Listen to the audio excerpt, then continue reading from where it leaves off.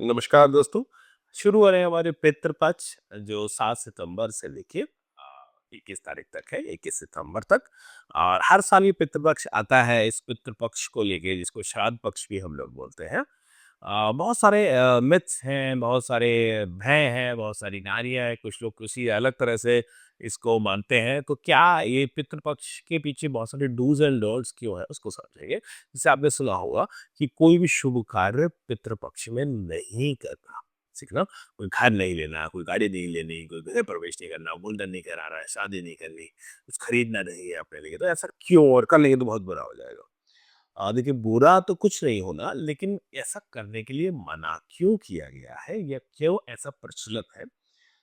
ये पूरा जो श्राद्ध पक्ष है, ये आपके परोपकार के लिए है।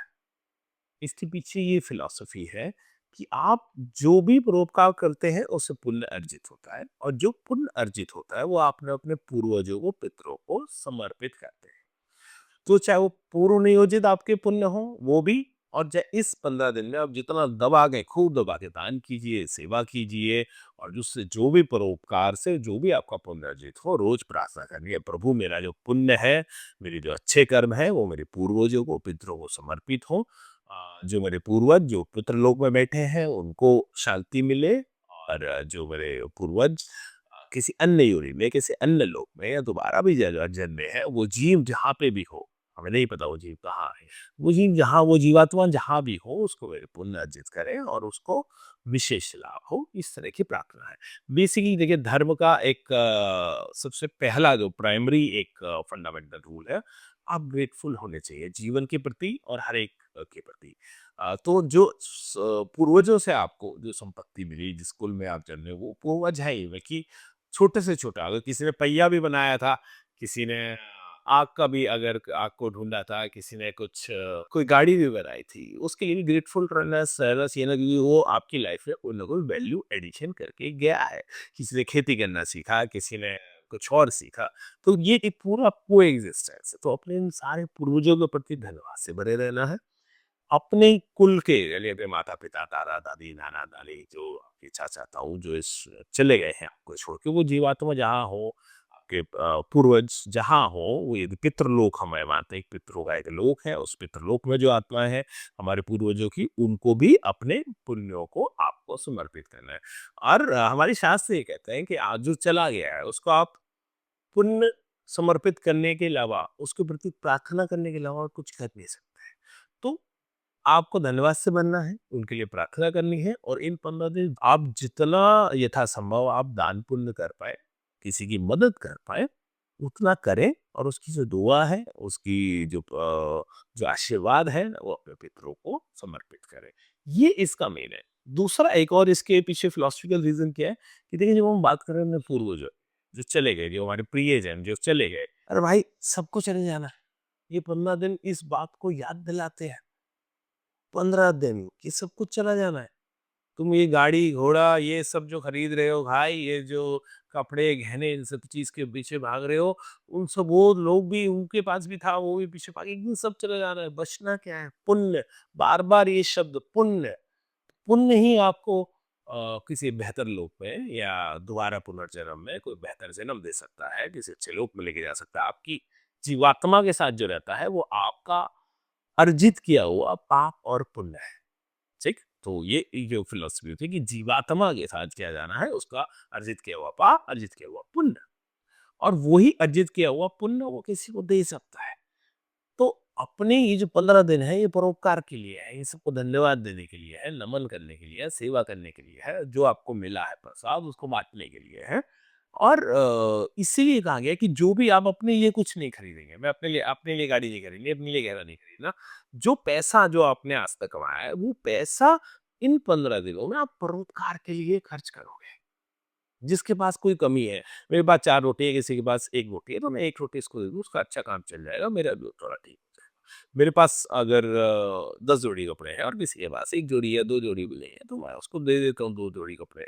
तो ठीक है, तो पुण्य अर्जित करना है, दान देना है, पुण्य देना है, सेवा करनी है और वो समर्पित करना है। तो ये इसके पीछे पूरी एक फिलॉसफी है जो श्राद्ध पक्ष के बीच में आती है और ये आपको बताती है कि एक दिन आपको भी इस लोक को छोड़ के जाना है, इस मृत्यु लोक को छोड़ के इस जन्म को एक दिन अंत होना है और जो भी है वो आगे आगे देके चले जाना है। तो ये याद दिलाता है आपको और वो आपको लाइक करता है और अपने पितरों के प्रति, पूर्वजों के प्रति आप धन्यवाद से बरते हैं, उनको देते हैं, तो वो निश्चित तौर पे लगता है श्राद्ध का एक कर्म कांड का एक पार्ट है कि जिसमें हम श्राद्ध करते हैं, उसको समझने का कुछ वैसे अमूमन लोगों को पता होता है।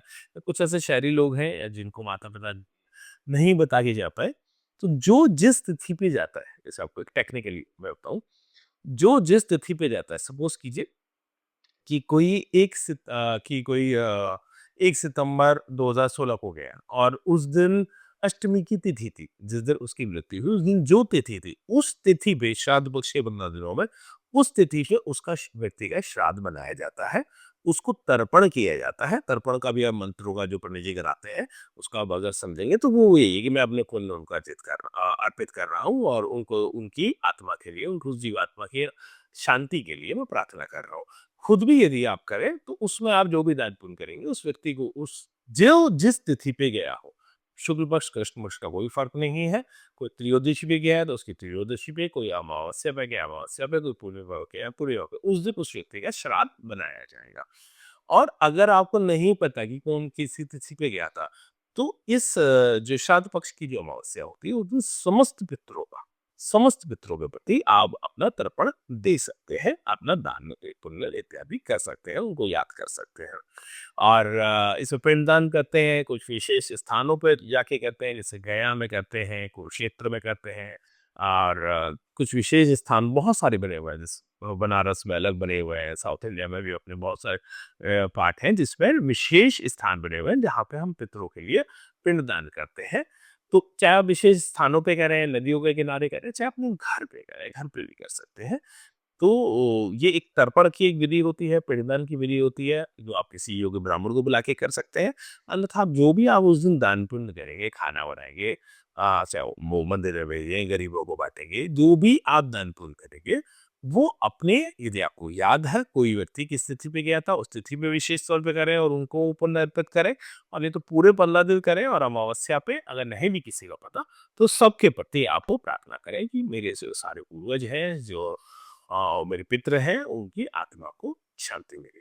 तो ये इसकी एक पूरी फिलॉसफी है। इसी वजह से इसको थोड़ा-सा और आगे ले जाएँ, तो कई लोग के आपको सुनने को मिलेगा कि भई कोई शेव नहीं बनाते, जी ना, ये पार्लर नहीं जाते, तो के जाने से खराब हो जाएगा। नहीं, भाई बुरा कुछ नहीं होना, बस वो याद ये दिलाया जा रहा है यार, अपने शरीर पे ही मत लगे रहो भाई, अपने दाढ़ी, मूंछ, अपना गोरा रंग या अपनी इनकी चीज़ों पे ध्यान नहीं देना। ये शरीर के अंदर हम रह रहे हैं, उस जीव पे ध्यान देना है। ये शरीर एक दिन मिट्टी में मिल जाना है, जल जाना है। ये यहीं छूट जाना है। तो अपने उस जीव पे, उस आत्मन पे, उस आत्मा पे ध्यान देना है। ये पितृपक्ष का एक संदेश है। और जिस संस्कृति से, सभ्यता से आप आते हैं, जिसको आप सनातन परंपरा कह लीजिए, समानता और जिसको आप हिंदू धर्म कह लीजिए, उसका एक मकसद है धन्यवाद से भरे हो। ठीक है ना? और आप अपने एक बात याद रखना कि अगर आप अपने पितरों के प्रति, पूर्वजों के प्रति आप सम्मान से भरे हैं, तो अपने माता-पिता के प्रति जो है इस जन्म में, जो है दादा-दादी, नाना-नानी, आपके आपका गुरु, जो इस जन्म में है आपके पास, उनके प्रति तो 100 गुना ज़्यादा सम्मान दे देना है। तो उनको पूर्वजों को भी कि भैया जो अपने अगर आप सपोज़ करो इसको एक है आपकी माताजी है, पिताजी चले गए या तो पिताजी हैं या माताजी चले गए, कि भाई जो पार्टनर आप पीछे छोड़ गए हो मैं उनका पूरा इज़्ज़त कर रहा हूँ, पूरा अपनी यथाशक्ति उनकी देखभाल कर रहा हूँ। आप निश्चिंत रहे और धन्यवाद। तो धन्यवाद से बनना है, जो है उनके प्रति, जो चले गए हैं उनके प्रति और याद रखना है, एक दिन हम भी चले जाएँगे। तो पुण्य अर्जित करें, जीवात्मा के साथ तो पुण्य ही जाएगा। जब तक मोक्ष नहीं मिल जाता है या मुक्ति नहीं हो जाती है, आप जाग नहीं जाते और इस लीला को देख नहीं लेते, तब तक पुण्य ही आपके साथ चलने वाला है दोस्तों। आशा करूँगा ये वीडियो आपको अच्छा लगा होगा और बने रहिए हमारे साथ। धन्यवाद दोस्तों। नमस्कार।